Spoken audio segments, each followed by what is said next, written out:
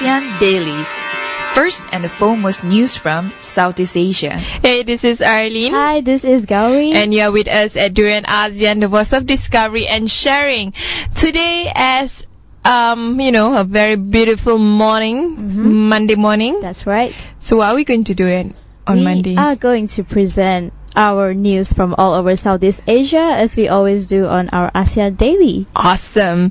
So the first news is just an update about the Bangkok bombings. So a lot of bodies have been identified and been flown back to their respective countries, and a lot of them are being buried, including having multi-phase service held for victims of Bangkok bombing, and religious leaders from 5 different leaders held a session to commemorate the death and wounded from the Thai capital deadly bombing. And this multi-religion memorial service was organized last Friday in central Bangkok for about 20 people. And like you mentioned, they had 5 different religions. They had Buddhism, they had Islam, Sikhism, Christianity, and Hinduism. And this is one of those incidents that show us that no matter how different we are, eventually we all have to be united anyway, because it concerns the country. And they may think differently, but they share the same flag, and they're all brothers and sisters. That's the special thing, I think, about Southeast Asia is, like terrorist group, I don't think they can only focus on one type of one group of people or one group of religious sect or religious faith, because Southeast Asia is so multicultural, so multiracial and multi-religious. So things like the Bangkok bombing, it actually affect people from all walks of life, and you can see the memorial service involving all the 5 mainstream religion. Of course, there are people from other non-mainstream religion as well involved in the ceremony. But personally, the incident actually made us realize that in the case of Sambun Deket Chai, a Mahayana Buddhist, that they are all Thai, or I would say we are all Southeast Asian, regardless of which part of the country. That's right. And according to Catholic cleric Andrew Wisanu Tanya Anand, he urged unity in the face of the attack on the popular Hindu shrine, of course the Erawan shrine, which was also the place of worship for the kingdom's majority Buddhist population. And of course, at this point of time, it's very difficult for Thailand as well, since a tragedy just struck, and it's very, very quick for them to point fingers, to blame each other, and it could be blown out of proportion as well, which is why there's been called for them to unite, for them to just take things easy. Well, the casualties have happened, so let's just have a memorial, a service for them first, and stay united, stay strong, and we'll see what happens with the investigation to find out who was the culprit behind the whole incident. And on the other hand, as you mentioned, people should stay united. The same goes with Malaysians that were found also, unfortunately, at the scene where the bomb was blast. So bodies of 4 Malaysian for the Bangkok blast victims arrived in Penang, and unfortunately they came from the same family member and died on Monday. And this is really a sad time for Malaysians, because a lot of us, we love going to Thailand for either for recreation, for family vacation, and the fact that our lives are so vulnerable that things like this can happen just at any time. It makes us scared, That's right. I mean, Bangkok is a very popular destination, mostly for Malaysians, yes, but I think even for people all around the world. Bangkok is like the place to be, and which is why even the location that the bomb was planted was in a central location where a lot of it's heavily populated with tourists, people from many parts of the world, and even people from Thailand itself. And at that time when it happened, the shrine was also really crowded with motorcycles, cars, people bustling all around, and you never know what could ever happen. And as much as you want to be careful and whatnot, this is it was a major shock for it to happen right in the middle of the city, and of course affected Malaysians as well who were killed in. And not just Malaysians. What is the saddest part is foreigners from different countries such as Britain, China, Hong Kong, Indonesia, Singapore, and of course Malaysia and Thailand were part of the victim counts. And what we are hoping right now, the investigation can push forward. There are many theories on what were the motives, who were the suspects, but I think it's important to stay focused on the investigation and hopefully justice can be served for these victims who died without any reason. And of course our thoughts and prayers to all the families who are affected in the incident as well.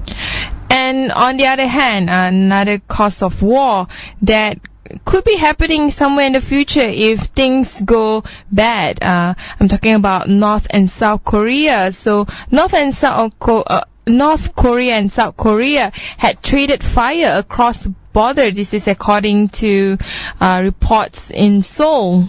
And it seems that they exchanged rocket and artillery fire across their tense border on Thursday in their major armed clash after 5 years, according to South Korea's defense ministry. And although there were no casualties or damage reported, both sides warned of more clashes in the coming days.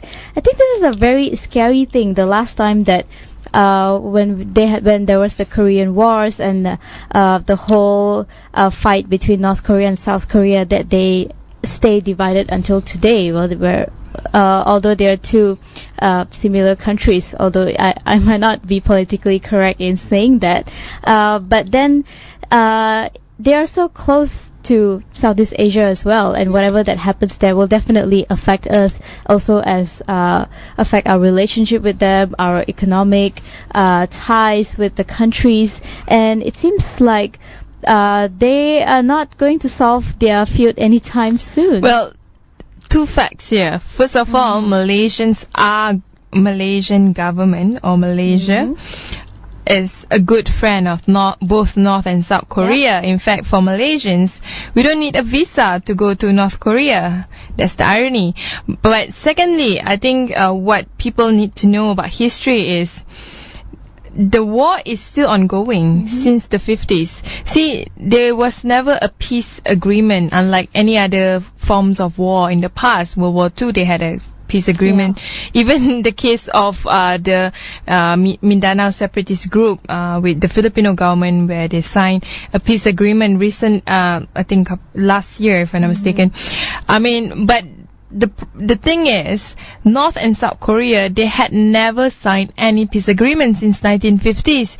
That's why you see along the border of the DMZ, guards or military personnel from both countries are still guarding their nation strongly and spying on each other, without stopping, because they are still at war.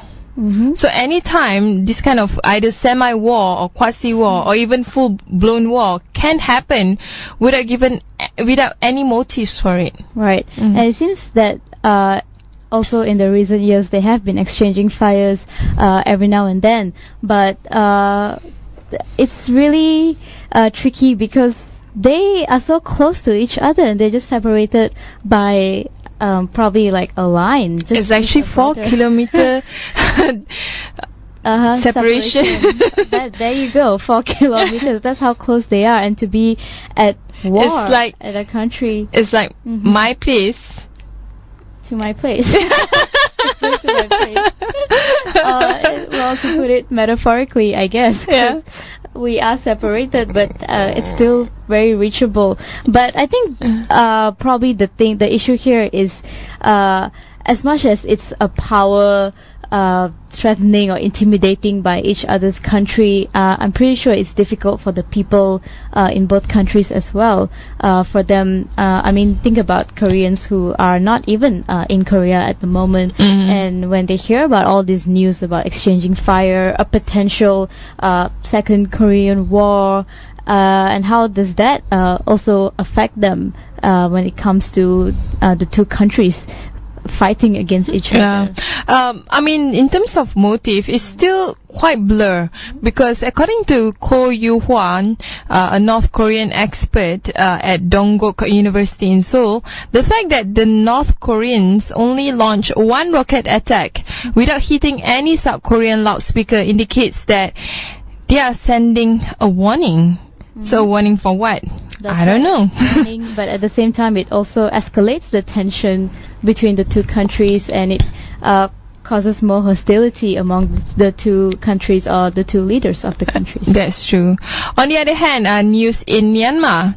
So Myanmar had a huge flood, even until right now, and it's still not receding in terms of the flood water. But the irony of the Myanmar flooding is there's a huge water scarcity. Right. So how does water scarcity actually lead to flooding? That is kind of absurd if we think about it, but that's actually what happened in the case of Myanmar, that there's water everywhere, but not a drop of water for them to actually drink. Wow. So it seems that a lot of ponds, rivers, even hand-dug wells that were traditionally used as water sources for the people, the problem is it has been contaminated by the worst floods. So although there is water available, it's not the people in Myanmar are not even able to consume that for their daily needs or even for themselves. Can you imagine 200 villages in the township is facing a township of Ngoi Dund is facing acute drinking water scarcity?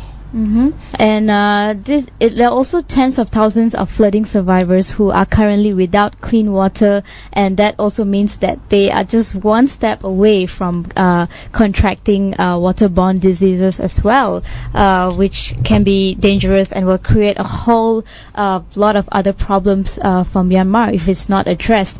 And that's also, they call it the kind of a second wave of devastation, because first of all, they have the floods, and then they have water scarcity, and then now it's going to be the problem of poor sanitation and water diseases as well. So, I don't know, do we have any hope for Myanmar? Well, talking about hope, you know, disaster is the best time where religion can actually show the best side of it. Really? Yeah, I'm not kidding you. You know, one of the first group that actually launched the mission for rescue and to provide clean water and all are actually the Christian mission group. Right. So I mean, as much as there are, you know, people debating that religion is the cause of war and you know, all the bad things that you can imagine, but actually that's not the case when it comes to humanitarian aid. They are actually one of the fastest to respond. I think basically the fundamental values of religion is to be kind to human beings and to be there when your fellow brothers and sisters need you. And I think this particular Christian aid mission has set the example, like you were mentioning. They're not one of those who take religion out of context and resort to extremism. They are actually trying their best to provide physical aid like clean water, food, shelter, and they're also providing missionaries to help these people to overcome the problems, mainly the flooding, of course. But they're doing a better job than the government in Myanmar at addressing the grassroots problem for the floods. A lot of people in Myanmar are complaining that the government is not doing enough at deploying humanitarian aid, at addressing key problems, at providing faster response towards the flooding issue. So there you go. I think their problem is as similar as ours during the Kelantan flooding. Yeah, flooding is difficult as well because I don't know, I think there's really nothing much for you to do until the water actually subsides. Of course, you can try to send some aids, but then you need access to your boats to reach out to these places.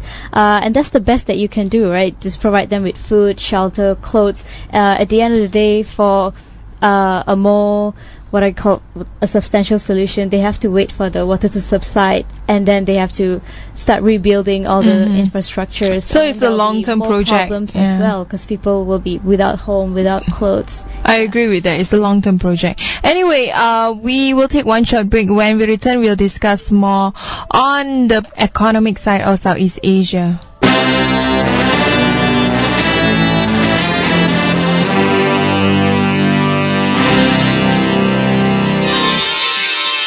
ASEAN Dailies.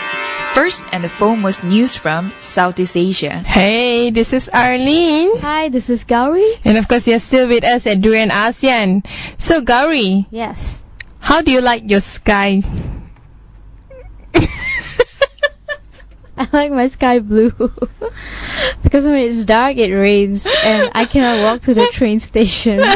So apparently Tokyo is aiming for closer space technology ties with ASEAN, which is kind of not related to the sky, but more related to the universe. But I'm still talking about the sky. So the Japanese government is looking to extend its security collaboration with Southeast Asian countries into the field of space research and exploration. That sounds pretty cool. Yeah, but you like your sky blue. That's right. But the reality is, you know, beyond our atmosphere, everything is just like pitch dark. That's it.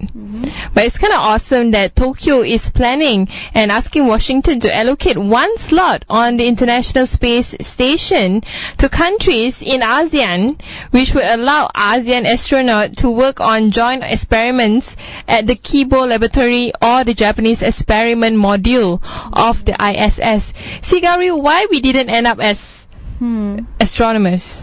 That's right. We don't really have a space program here. And I think it's about time that we jump onto the bandwagon as well, because we know that the US has NASA. Everyone knows about NASA, and we also know Russia has a good space program. Even India has a space program. But I think in ASEAN, none of us are really that much interested in what's beyond the skies, I suppose, what's really out there. And I think it's great that Japan is spearheading this to get more ASEAN countries involved in, I guess, training more astronomers or investing in the space technology.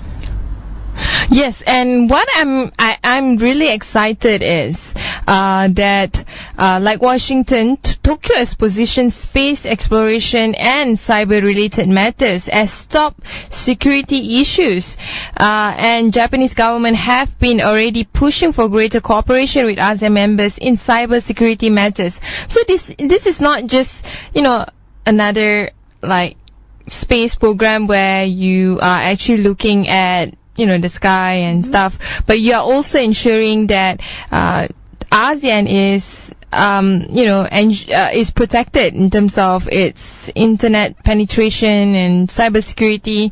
So the US is going to increase the number of crews on the ISS from 6 to 7 from fiscal year of 2018, where the operation of privately funded spacecraft successors to the government's space shuttle is scheduled to begin. And this Tokyo is also asking Washington to allocate additional slot for ASEAN members, but of course it's considering giving Japan's slot to the bloc. So although Japan is sort of spearheading this, we might be actually taking over Japan's allocation in the ISS as to what has been assigned to them.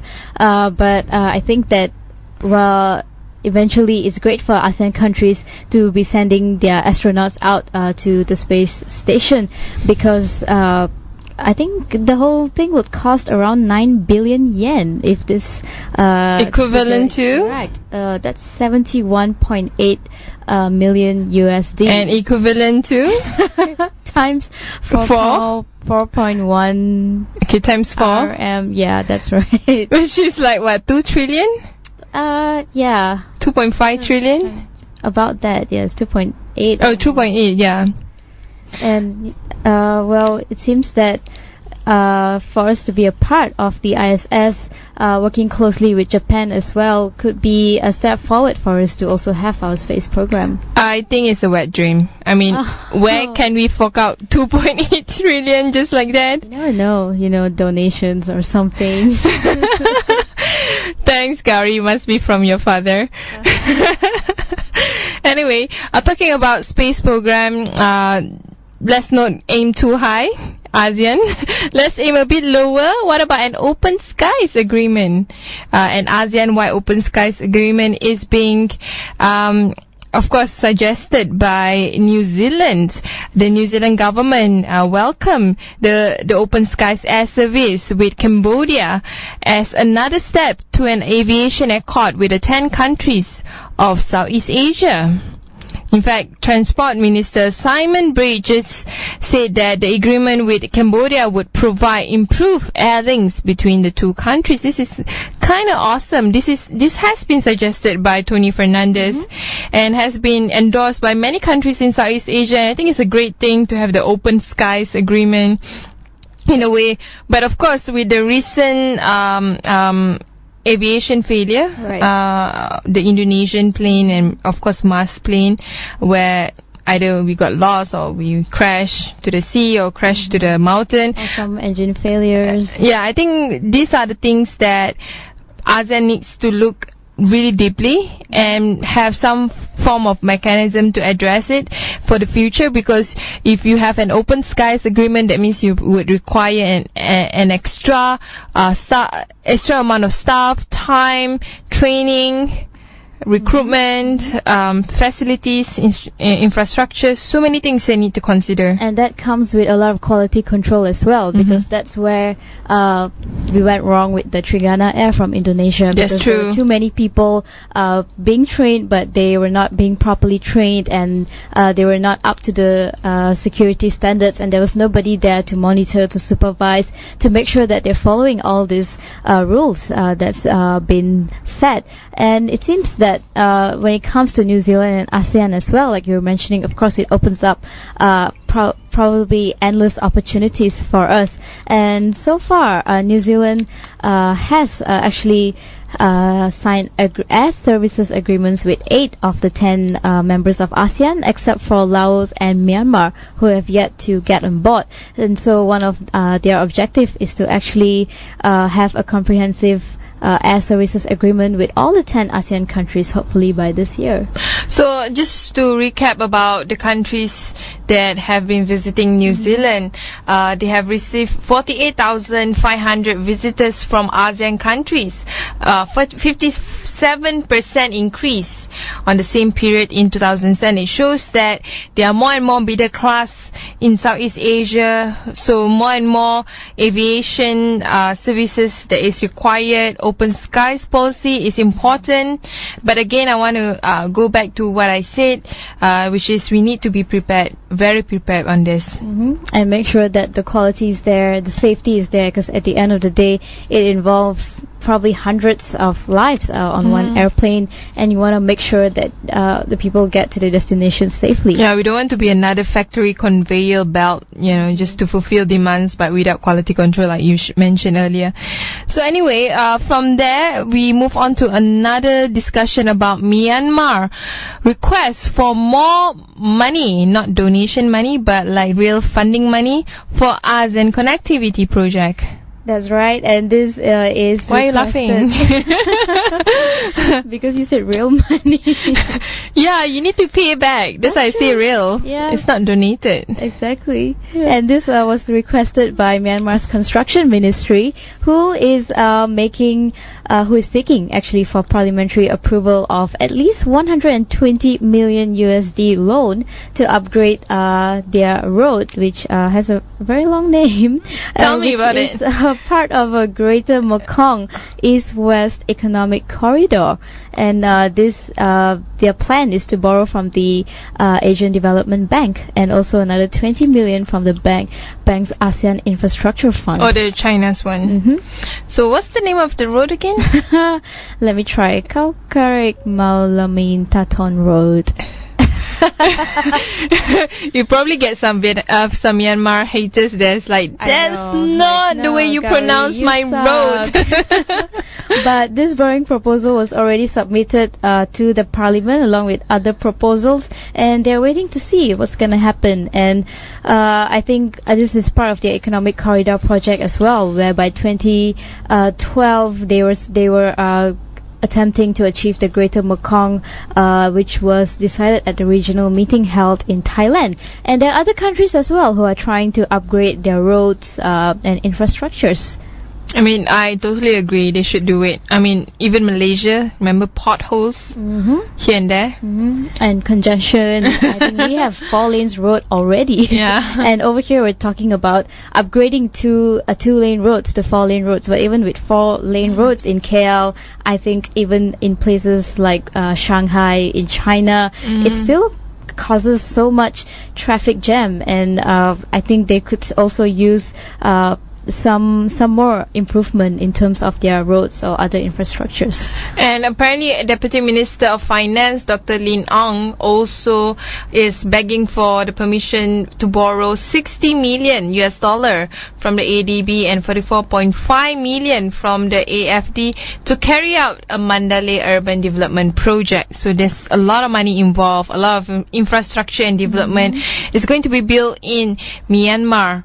But at the same time, my biggest question to Myanmar is, I mean, they want to develop, but I feel like they need to be careful and learn from the worst model of development that is available in Southeast Asia.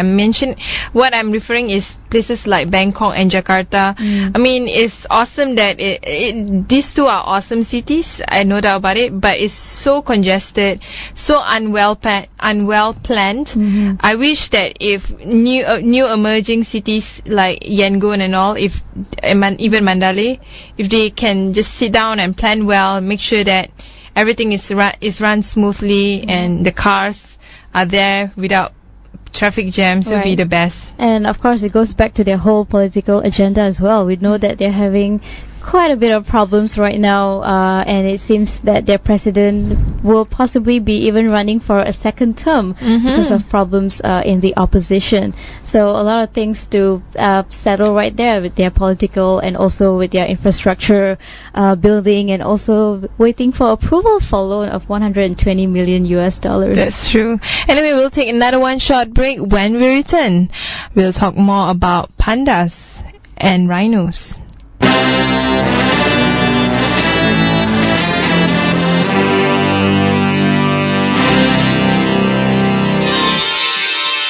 ASEAN Dailies.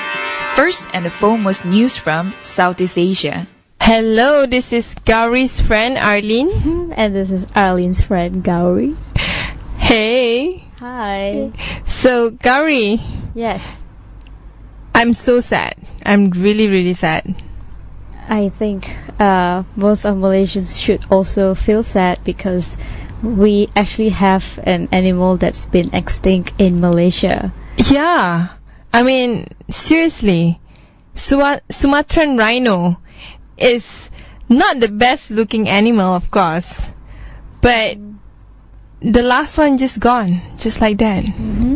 And it seems like they were one of the most endangered species of rhino, which is the Sumatran rhinoceros, and they have been officially declared extinct in the wild in Malaysia. And this means that the fate of the species rests on an estimated 100 individuals that actually survive scattered across Indonesia. So you have about less than 100 possibly in Indonesia who are still roaming around in some of the parks, but apart from that, you're not going to find any of the Sumatran rhino in Malaysia anymore. And although there were some conservation efforts to keep the species alive, there were some procedures that they did, but despite all that, it seems that there have been no signs of that animal since 2007, and they caught 2 female rhinos in 2011 and 2014, but it was not enough for them to carry on reproducing, and therefore it became extinct. This is really sad for Malaysia because we talk a lot about race and religion, but we don't talk a lot about things like conserving our environment and also to ensure that species that are rare, like the Sumatran rhinos, don't go extinct. And it is vital for the survival of the species that all remaining Sumatran rhinos are viewed as meta-population, meaning that all are managed in a single program across national and international borders in order to maximize overall birth rate. And this includes the individuals currently held in captivity.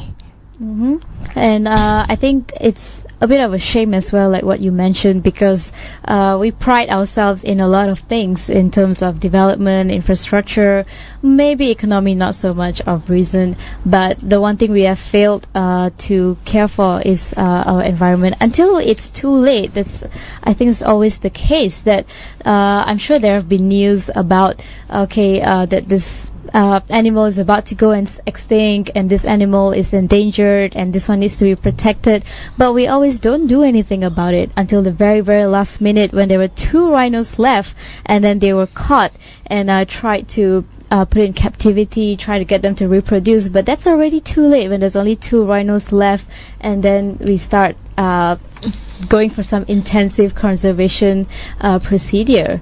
And because of that, now we'll have to live without the Sumatran rhinos, and I think the day has come where we can only show the future generation photos of those animals. That's true.